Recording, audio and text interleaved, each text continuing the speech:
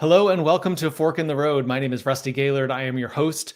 Fork in the Road is a conversation that is live every Wednesday, and you are invited to participate. So if you are here live with us on LinkedIn, feel free to put a message or a question in the chat.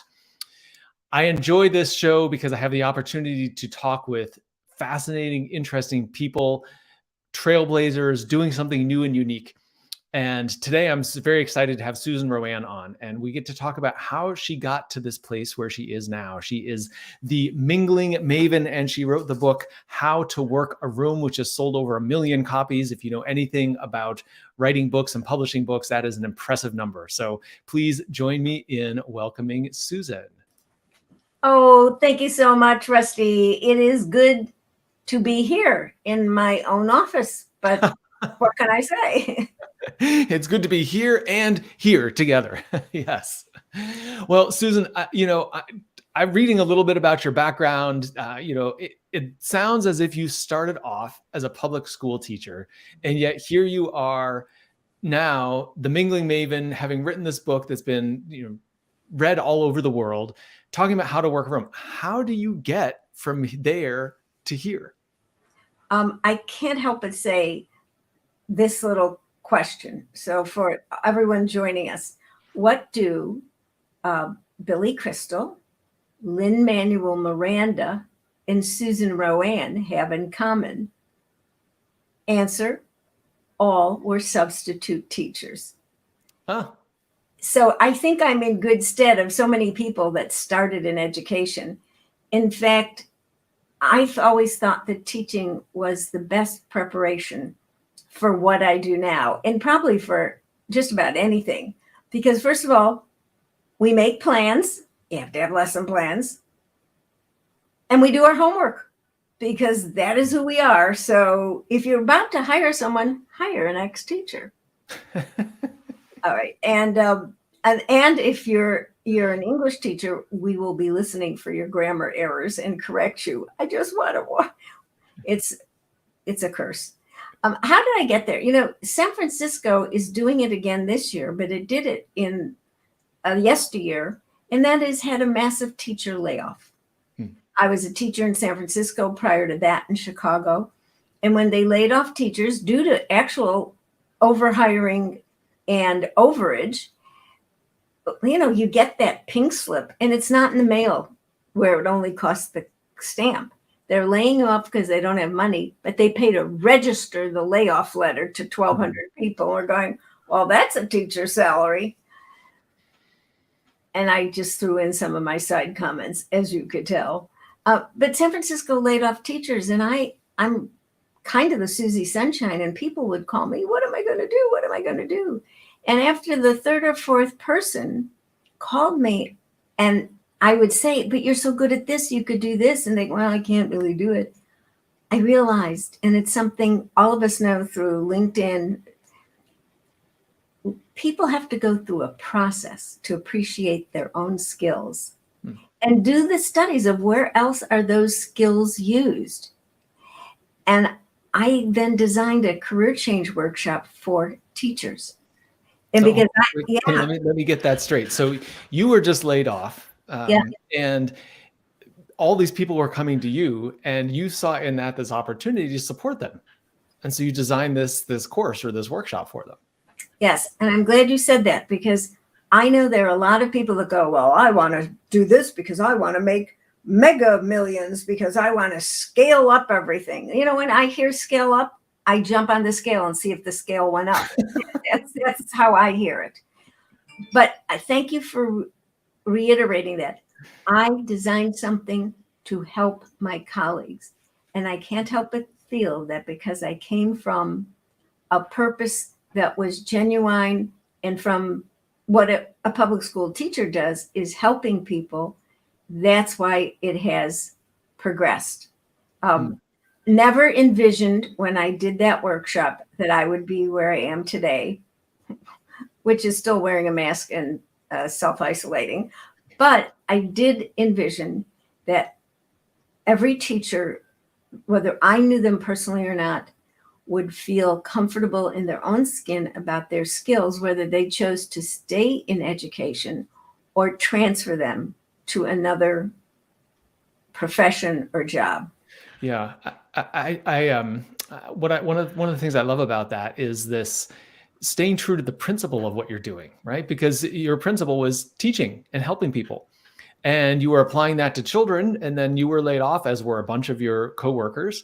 And now you applied it in a different context, but it's the same underlying principle that it's just like you were talking about, finding your skills. What are those skills and how can they be applied in a different place? Right. I've done a lot of speaking. And by the way, my keynote speaking came out of something, and it's like maybe a little divine intervention. When I started my career change workshop, I didn't think I could present any of the topics. Rusty, I made sure that the woman who I heard speak on networking, I hired her to do networking. I did not want anybody in a school district teaching my people how to do their resumes. I went out and searched for people who were in personnel departments at companies of what was expected in a resume. And I had them. But I was the MC. I was the person that just did the announcing, the facilitator. And the woman I hired, may she rest in peace, Sally Livingston, who taught me networking, or taught me I was already doing networking and now it had a name. She said to me, Susan, you are funny. You kept this involved, but she said to me, may I give you some feedback? Of course. She said, don't stand in back of a lectern. She said, you're 4'11". We can't see you. I thought, well, good. I didn't waste this new outfit to stand in back of something taller than I am. But I learned from her, always stand. And this is what she said.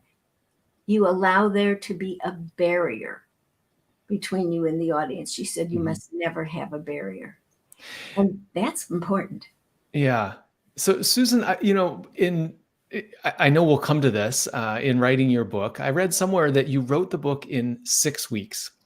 I did. And it's gone on to, as I mentioned earlier, sell 1 million copies all over the world. And that says to me that the idea was in you, just ready to come out. So how did you go from running workshops, being an MC, bringing in other speakers, to being this expert on how to work a room? Like, where did those ideas come from, and how did that crystallize for you in a way that you could sit down and write it out in 6 weeks? Well, first of all, in promoting these workshops that I put together out of Willie Brown's office when he was an assemblyman, and he came to speak to 2 of the 3 workshops, people in his office helped me run it under a nonprofit, because people came to his office and said, we're getting laid off. And through my political network, I was an early member of National Women's Political Caucus. One of my friends mentioned to someone in her office, well, my friend Susan RoAne has this idea. And Pat said, I know Susan RoAne, have her come in. So, you never know. And I want to say this to everyone listening. My number one marketing theme sounds like a grandmother, yours or mine, saying this, you never know. This is why we have to, and this is a catch, that be nice to everyone, because you never know. You never know who's related to who lives next door to whose kid went to school with their kid. You just don't know. So the idea of, I'm going to hold this, I'm going to keep my cards close to my chest. Don't. Share some information, because when you share information, you give people that which you would like shared that could bring back amazing benefits. So Can I just jump in to underscore that for a moment? Because I think 2 things. One is, as you said, a lot of people do like to be protective about what their inner thoughts are, or they don't have a clear picture of what it is that they want. And either of those things can get in their way of sharing it with someone. And you never know who you're sharing it to, who they know. And so I just think that's such a great point that you shared, Susan. I just wanted to emphasize it. And I'm going to piggyback on you, because sometimes we think we don't know. But when we say it out loud to a person who reflects what we're saying, we do know. Right. So be sure to have in your network those friends who They have the magic elixir. They listen, and then they can say, but you just said this. You got so excited when you talked about this. So have those people in your network that really listen, really hear, really comprehend, and will reflect back to you. Hey, that's what therapists do, and they get $350 an hour now. So I'm told. I don't know. So it's a continuum. But how it came to the book is someone heard me when I was on a radio show. And by the way, I was quoted by Sir Richard Branson for something I said. I was on his list. I was number 6 on one of his lists that he put out. A quote from me. Instead of good things come to those who wait. This is what Sir Richard Branson quoted. That I said, good things come to those who initiate. Mm-hmm. So be the person that picks up the phone. Okay, I'm going to show everyone. This is how old school I am. I want you to see that I really pick up the phone. You have the old school phone. Now, I can also do one of these things, which you know is a camera with a phone app, but call people. Yes, text them. Yes, email them. Pick up the phone and call so they can hear your voice. So one of the things that I love is, and I'm picking this up from what you're saying, is part of working a room and part of networking. It's not necessarily about meeting people you don't know. It's about staying in touch with the people you do know. And I'm inferring that from what you're saying, but I'm also want to just go to this. Like, I've heard this described as different levels of connection, right? Maybe one of the lower levels is to send an email or to do something on social media. And if you're inclined to do that, can you go up one level beyond that, which is if you were going to do something on social media, send an email, or instead of an email, send a text, or instead of a text, pick up the phone and call, or instead of picking up the phone and call, make an arrangement to see the person face to face. But there's different levels of connection, and you're suggesting stay connected with people, pick up the phone, make the personal connection. Do it all. There are some people that make a lot of money coming up with the trend. I'm going to go from low level 1. Can you jump to level 5? Yeah, don't bother it. Do what makes most sense, not just for you, but for the other person. Mm-hmm. If you know that the other person is in a different time zone, because I got caught doing this. I texted someone in a different time zone and got back, it's past bedtime here. Oh, I'm sorry, I'm in San Francisco. So think about you and the other person. Also, there's something else I started to do, Rusty, and I would suggest this. And I think when people hear a voice, they don't have to intuit what you meant by your words. And since I wrote What Do I Say Next, which literally was in 95, I wrote it, where I cautioned people, don't put anything in an email, and I would add text, that you didn't want read in open court or in front of your favorite grandparent. Be very careful about that. But here's another thing.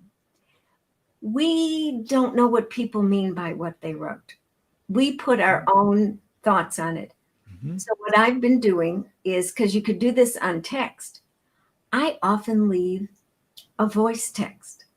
Like when someone lets me know that their daughter got accepted to Harvard, and congratulations. No, that's not enough. I want you to hear how happy I am for her. And I will leave a brief, oh my goodness, this is wonderful. Congratulations. I always say Mazel Tov because that's what we do. And I just figured stick with tradition. And I want them to hear that.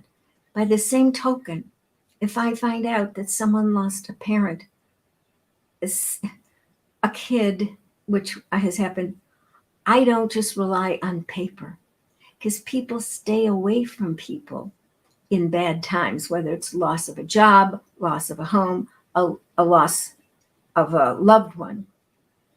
I want to be the person that I look in the mirror and like, and I want them to hear that my heart goes out to them. So I use that voice message, and there's also a voice message app. So I leave that as well. And I would recommend that to you.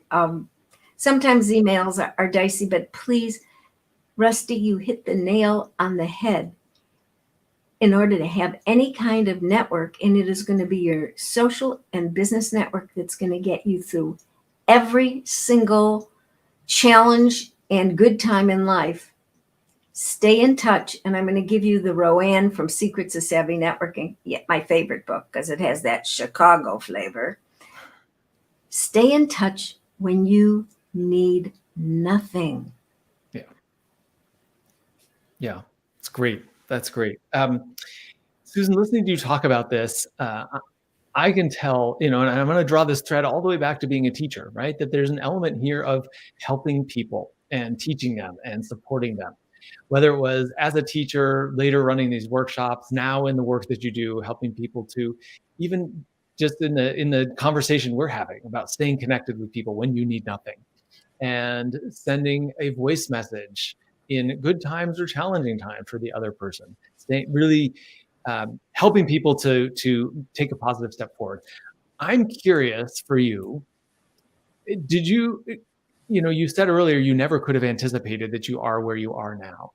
And yet, looking back, it seems like there's a thread that connects all of this. And I'm curious, at what point did you realize this is what you were meant to do, and this is what you will be spending your time doing? I wish I could tell you I was that much of a philosopher to think that. But here's what I did learn, and he's one of my heroes, Barry Diller, who started in the mailroom at William Morris in LA. Of course, he grew up in Beverly Hills. I'm sure that was an inside job, but he ended up running Paramount and now IAC, etc. I think he also owns Match.com and JDate, but he was once on C-SPAN, and Brian Lamb interviewed him and said, "So you are where you are today, and you did that by setting goals." And Barry Diller cracked up and said, "Setting goals? I never set goals." And Brian Lamb was like, "You never set goals," because everyone said you have to set goals and write them down and read them 3 times a week and blah, blah, blah. And Barry Diller said, "And for those of you who set goals and achieve them, congratulations. I've kind of done a bit of the same. But for those of you that haven't, there is another path, and it goes to fork in the road, Russ." Mm-hmm. What he said was, if I had set goals, I'd never be where I am. Because who could have imagined this? He said what he did is, when approached, he saw everything as opportunities, and he said yes. So there's just a different way of thinking. A lot crosses our path, but if we're focused on our goals, and this is something I wrote in several books, we are blinded by them. Mm-hmm. So serendipity. Yeah. Is there a moment of serendipity from your journey that comes to mind that is an example of that? Yeah, there were a couple. One, when I was on with my dear friend Noah Griffin on his radio show, and we didn't really know each other, but I had substituted in the room next to his mother. And when I got there, I said, "Oh my God, I so loved your mother. She was such a good teacher. I watched." He was like looking at me. We have now been friends for 35 years.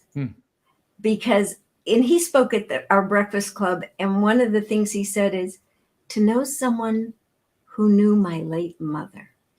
So I'm going to take that back a little bit. While we all want to meet the person du jour, that's my French for the day, I would like to encourage you, go back to some of the people you grew up with, people in your first job, your college mates. Every week, my University of Illinois sorority sisters, 9 of us, meet every week online since the pandemic, and we will do that forever. Because there is something nourishing, interesting, different information. We live in 4 or 5 different states, but people that have a long-term connection. Mm-hmm. Don't lose that. And then there's the thing about loose ties, which I think is very important. Very often the job opportunity, the funding opportunity, et cetera, will come from someone who knows someone who knows someone who knows someone that you barely know. And the people you think would help you Well, they already know the same people you know, so they can't be that much of a help. Right. Um, Susan, one of the things that I've enjoyed about this conversation is that we've gone back and forth between kind of simple and fun conversation, but we've dipped into some really meaningful and personal and powerful statements about your history and your journey and some insights that you've learned along the way. One of the things I think, when we talk about networking or reaching out and staying in touch with someone, if they're not a close friend, sometimes we wonder, what am I going to talk about? What's that conversation? Where's that conversation going to go? For someone, and I put myself in this boat for a long time, I didn't consider myself to be someone who liked networking or chit chat or talking about the weather or anything like that. And I'd always felt awkward doing it. So what advice would you give to me or to somebody else in that position who wants to reach out and stay connected with people, but wants to have something that's more of an interesting conversation? How do you steer a conversation in that direction? Well, I'm going to answer it this way, because people who've read my books know, stop with the denigration of small talk. Because I quoted in my first book and the rest, Alexander Korda, who is an important producer in Hollywood in the 30s, small talk is the most important talk you'll do because it leads to big talk. But he said, once you find out what you have in common with people, it's not from the deep, interesting, smart, philosophical deep dives. And by the way, I say to people, don't tell me you're going to do a deep dive unless I see a river or a pool in front of you. You start small. You start with what's happening to all of you. Mm-hmm. Well, I just talked to a speaker who worked for Lorne Michaels, my speaker friends from Toronto. After he spoke, I said to him, "Lorne's from Toronto. Did you mention that to him?" He said, "Oh, yeah, he went to the same high school my dad did at different times. I kind of threw that out in the interview." Well, duh. Start small. And the weather, oh, please, if it's snowing in May, people are going to talk about the weather. When you say, well, I'm too important to talk about the weather, you miss out. And I'm going to transfer that to what we have now, which is still coronavirus. By the way, I want to tell everyone, this is my corona coiffure. I wouldn't walk into a salon, so I've saved myself $145 every 4 weeks and now have white hair. So I have this new hairdo.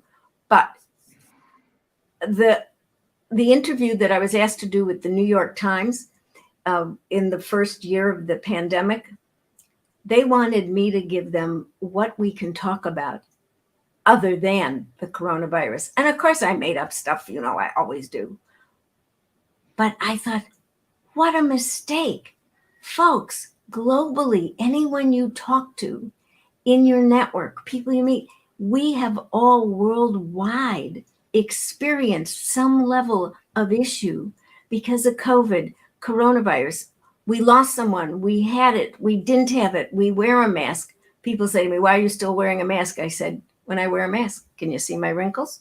They don't say another word. They don't even know what to say. It starts conversation.